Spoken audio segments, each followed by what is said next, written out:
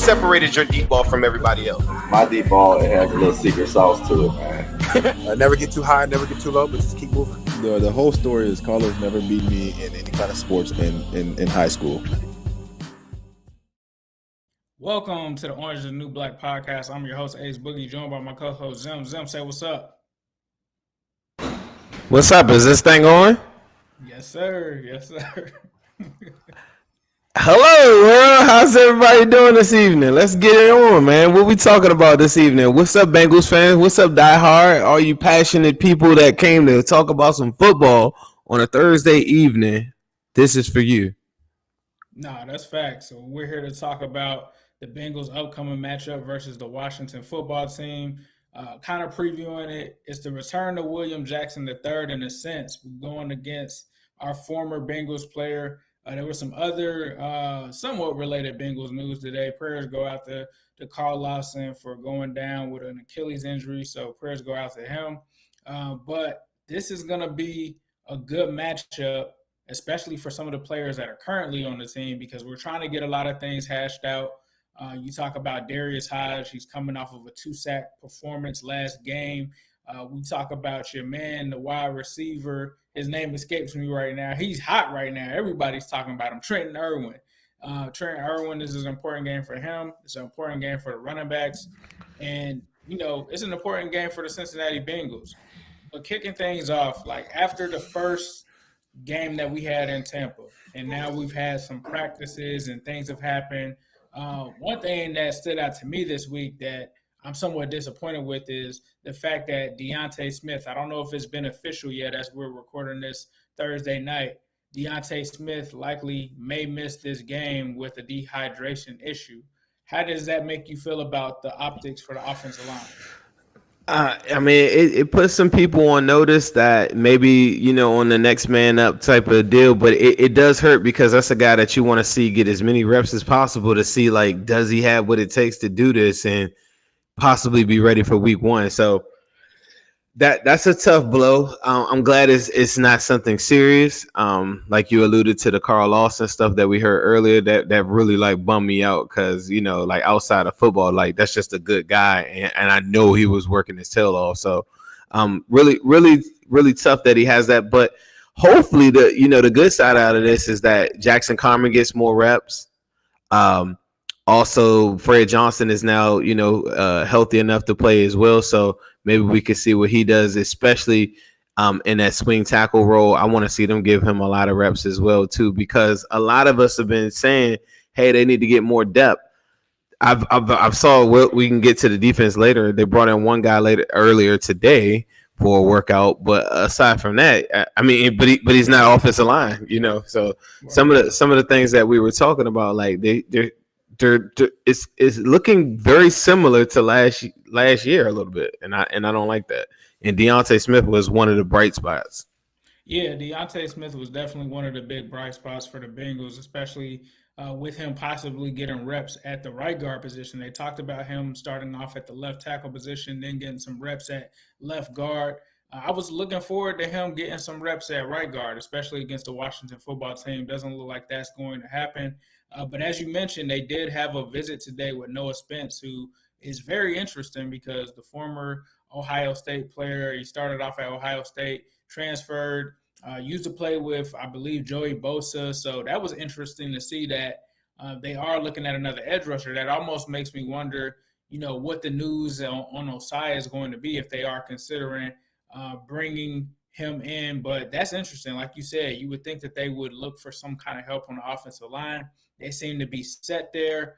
So as far as what I'm looking for from this offensive line is, you know, how do those guys outside of that Deontay Smith play? Obviously, they're bringing in Fred Johnson, who's going to be making his debut, our boy over there. So I think that he's going to do his thing at the right tackle position. So I'm excited to definitely see Fred get in there and get physical. And that's just been what everybody's been referring to this offensive line as, is physical. And I remember watching last year when we played the Browns. I watched it with Coach on the replay, and I was like, the one thing that the Browns offensive line did was what the Bengals are looking to do this year, which is playing nasty, like playing with that tenacity, Jonah getting out in space and pushing over small DBs and stuff like that. And we saw a lot of that. They set the tone in the Tampa game.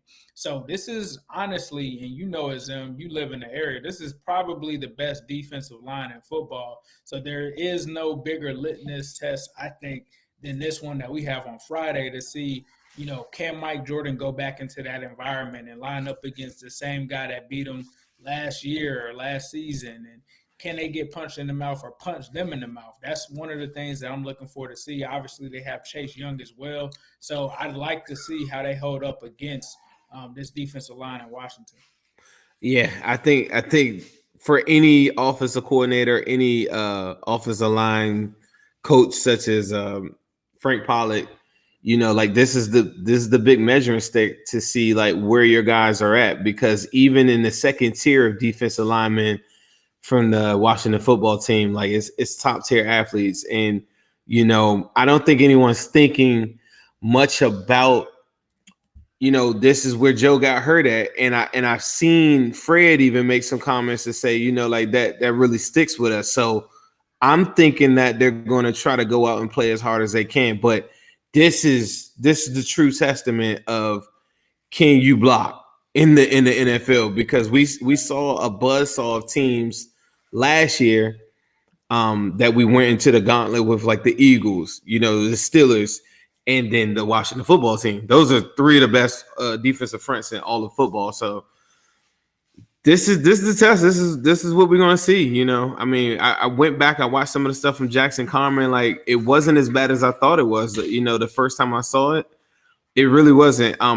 He just was getting out and trying to jump out. Like, people been running a clip of this Bobby Hart. I don't know if you guys have seen Bob Hart, but he tries to do like a jump set on a guy. I don't even know who that's up against, but he looks really, really bad. But it's really hard to recover from doing a jump set like that. And you can't do that from the elite, defensive lineman in the National Football League. So looking for, I really want to see a lot of Carmen. I want to see, like, is Xavier Su'a-Filo going to step up and do anything to like make it worth his while? Because to pay a guy $4 million to be on the bench is just not even worth it. That's another reason why they got to look for depth. So those are the things that I think every Bengals fan, I think for the, for this year especially, it's in the trenches more than ever. Even on the defensive line, I don't remember a year where our fan base has been looking at the trenches this hard.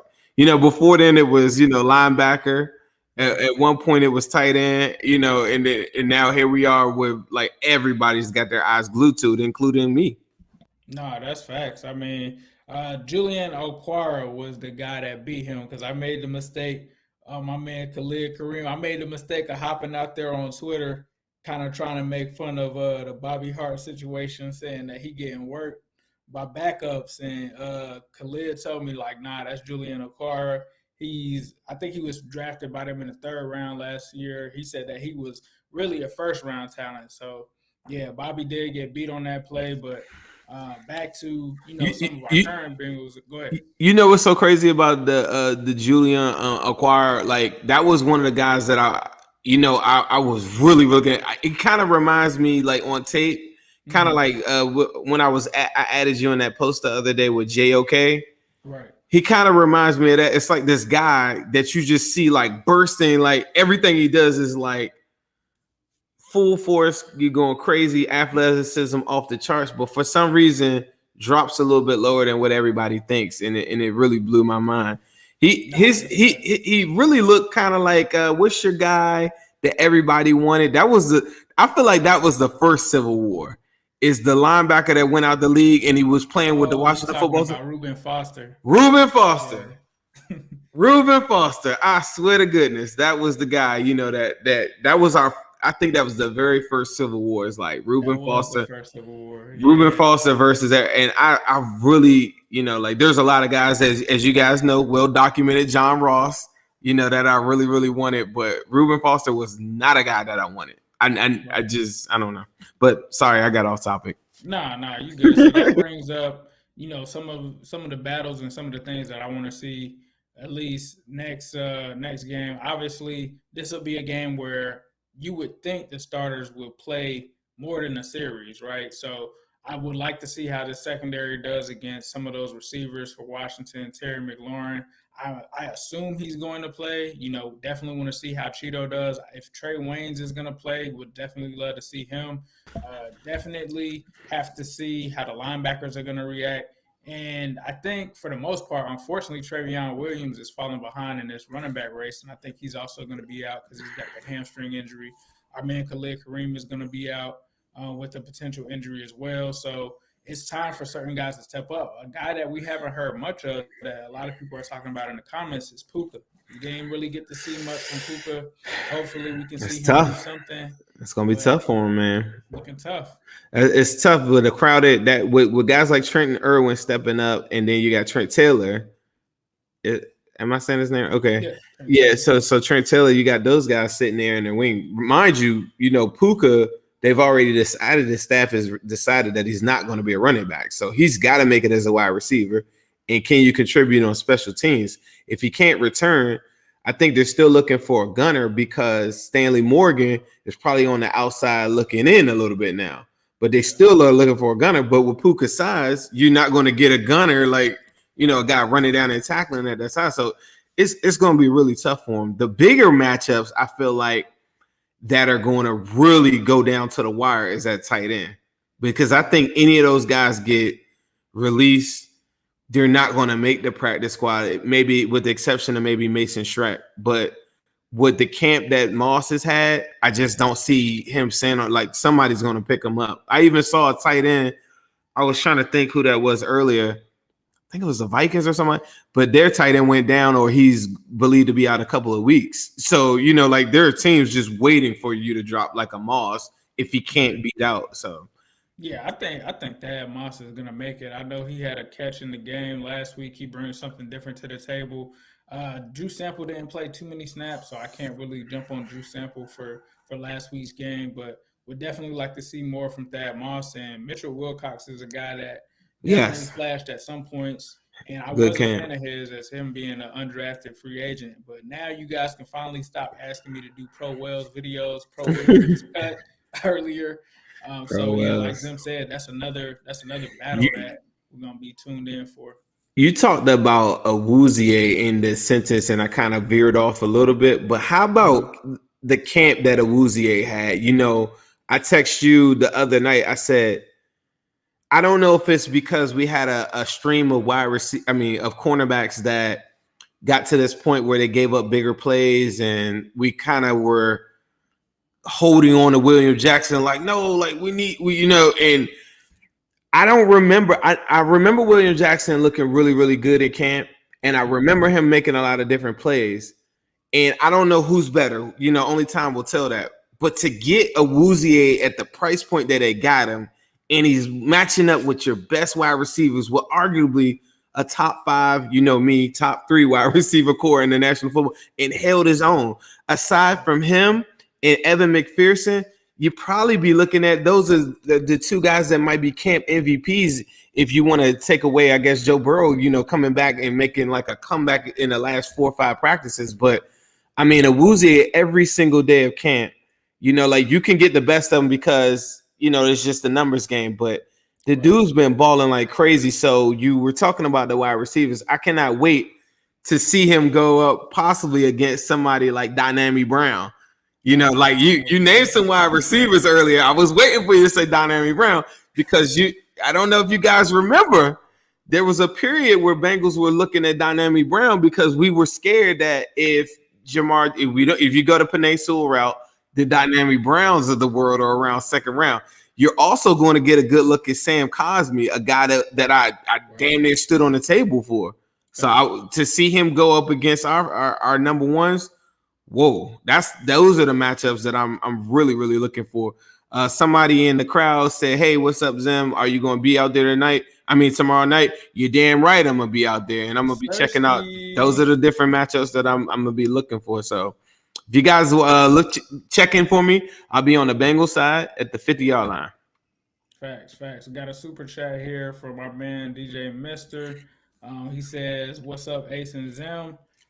He said the Jordan and Pippen dynamic duo. At the end of the day, does Trevion Williams make the team even if he doesn't play at all? And would you play Joe Burrow at all this preseason? I'm gonna say I don't think he does because Jacquez had a good showing last week. It sucks because Trevion was also somebody, like as Zim said, we talked about guys flashing in practice. I believe the first practice Trevion flashed and had a nice run, but I don't think if he doesn't play, with this being his third, fourth year, like I don't know if it would go down like that. They might try to keep him on the practice squad, but he is a talented back. I'm not sure how that would go. I know me and Zim kind of, I don't know, Zim might have come around on this. Are you going to play Joe Burrow in the preseason, Zim? What you going to do? First, let me talk about the first one. There's no way it's no way that Bengals carry more than 3 running backs on game day. And I think with Chris Evans' performance in the last game, there's no way that you can justify not getting the guy out on the field. And I feel like the coaches have made a lot of good statements about him and his pass protection early on. If you guys don't know, check out our interview we had with Chris Evans. One of the things that I told him, Ace told him he runs like Reggie Bush, which he does. And I also told him, like, hey, just one thing, make sure your pass protection is good. I know he probably was like, shut up, you don't know anything about it. I'm in the NFL, you aren't. But it's good to know that he actually is doing really, really good at that regard. So those are your 3. Keeping those guys healthy. I want to see limited action with him. To have Jacquez Patrick step up like that and run that hard, I think you're going to see a heavy dose of him in game 2 and game 3 of this preseason. But he's a candidate that I think he'll clear waivers and he'll go to the practice squad as well.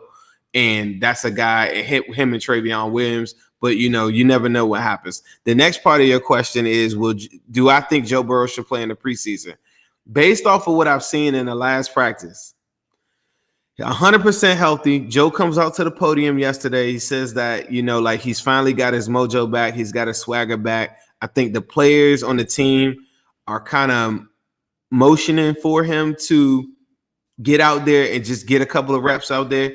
I'm okay. It wouldn't be Washington football team. Not happening. Not a chance. But if they were going to do it, I'm okay with 8 snaps against the Dolphins. You can control the plays. It's at home. You're controlling the environment. All these different things that I think will go in his favor. Are you still in the same ballpark where I forget your stance. Were you stance was always that I just wanted him to at least get 1 series, like in the preseason. It didn't matter where he got it at, but at least just give him like a series. So you want to give him 1 series against Chase? Against Washington. No. Bro, not against Washington. But all the respect in the world, boy. There's some savages over the third game is perfect because super savage. Most teams aren't going to be playing their starters. So if you were to throw Joe in against some future construction workers, that would be the best opportunity to do it in the Miami game. But yeah, I would only play him in the Miami game, a series, and that's all I need to see. Just a series to let him go out there, be out there again, obviously protect him. And yeah, that's all I would do. 1 series, and that would be it. Sample, somebody said, man, Sample is just strictly for blocking. Don't sleep. Sample got a little bit in him. I mean, I think we saw enough of him last year where I think Sample showed us that he's capable of catching a football, right? And he's capable of running and he's smart enough to be in the right place at the right time. But the one thing that I think that's also happened in camp, and maybe it hasn't conveyed in the first preseason game, but even in camp, who's Joe Burrow's first deep ball gone to? The most successful deep ball recorded on that I've seen on any camp highlight is CJ Uzomah. Who was Burrow's, early target last year. So like that's one of the guys that, yeah, you don't have to have a Sample be like this big second round thing. If CJ Uzomah is ready and stepping right back up in it and has Sample as an insurance package, and then when you go into your 12 personnel, and then maybe you do some stuff and you do unique things, that you got an elite blocking tight end that's already been groomed in your system. He's always going to get questioned for that pick at that spot. But I don't think anybody's ever going to look back and say that guy's not a football player. No, I think people will argue about where you get drafted. You can do that for a lot of people, but it is what it is. Nah, it is what it is. Shout out to my man Nandon holding it down. He says that he's got for the running backs, Joe Mixon, Chris Evans, and Jacquez. Got to throw Samaje Perine in there, especially with them giving him that contract. He's definitely a lock to make the roster. So one thing that I wanted to talk about is obviously we did say that we will be going back to a schedule where we have more than one show a week. We might try to get something in. I know depending on how things go with Zim at the game, we're going to try to get some instant reactions, but that may start during the season. So we probably just be on the lookout. Make sure that you hit that subscribe button. Make sure you hit that notification bell. Make sure you subscribe to Zim's Houday channel or Zim Houday. Zim Houday's channel at Zim Houday on YouTube and mine at New Stripe City. That way you guys get notified whenever we go live because you never know. And then also be sure to follow him on IG because we're going to be going live, I think, sometime this weekend on his IG as well to recap the game. And then we also may be going live on Twitter as well. So we're looking into that as well. So follow Zim at Zim Houday and follow me at New Stripe City on Twitter. Yeah. Is there anything else that you wanted to touch on before we get out? No, I didn't have much. I just wanted to I think it was a good idea. You have a good preview of what we got going on, with this Washington football team. I want to remind people because someone hit me last night and said, man, I'm trying to get with you guys at that Jaguars game. I had to call the Bengals yesterday because the section sold out. I had to call our PR contact and the person that has put us together. Shout out to Miss Parker. Has put us together with this whole unique package where we're doing this with fans. And I said, hey, you got to get some more seats in our section. So I think they opened it up, but it's not that many. But as of yesterday, they sold out the whole entire section. And so then they because I saw it, somebody hit me and said, my man Davis Martin said, man, it's only 2 seats left, but it won't let me just buy one. It's making me buy 2. 10 minutes later, the seats was gone. Called them. Now they're like, we shifted some stuff around, and now it's a couple seats in there. So if you guys haven't seen that link, Ace will have that link in the YouTube, in his YouTube that we're going to post on this video, and then I'm gonna also have a link that I'll probably put on my story on Instagram again today. But I'm pretty hyped because, like I said, you going to the game last week, you seeing people with the shirt on, and a lot of people have been kind of saying, man, like I'm ready, the energy is like real. And the one message I want to tell people is that I feel like me and Ace are here in this regard. There's a lot of Bengals fans that are older that probably been like, man, I wish I had y'all enthusiasm, like moving forward and, in this Bengals Houday thing. But throughout the years, I kind of lost it. And I feel like we're here now to channel that same energy, and I got a lot of it, and we're ready to, put it out there in the atmosphere and go cheer for this team and give you guys the facts. That doesn't mean that we're always going to be positive on them, but we're going to be passionate about what we do. And then, that carries on to the Barrel babies behind us or whatever when I get old. So I just want to thank everybody for sticking with us and sticking with the team, more importantly. But make sure you guys support us in every way that you can. If you haven't subscribed to our YouTube and his YouTube, like Ace has said, then do so. Please send us questions and stuff. If you got anything that you want to talk about, let's put it on the next show. But we're going to come back and do some real cool stuff on the channel and throughout, like Ace just said. No, that's fact. So appreciate you guys for turning in. And as usual, I end this with a yes. Sirski. Hello, world. What separated your deep ball from everybody else? My deep ball, it has a little secret sauce to it, man. Never get too high, never get too low, but just keep moving. The whole story is callers never beat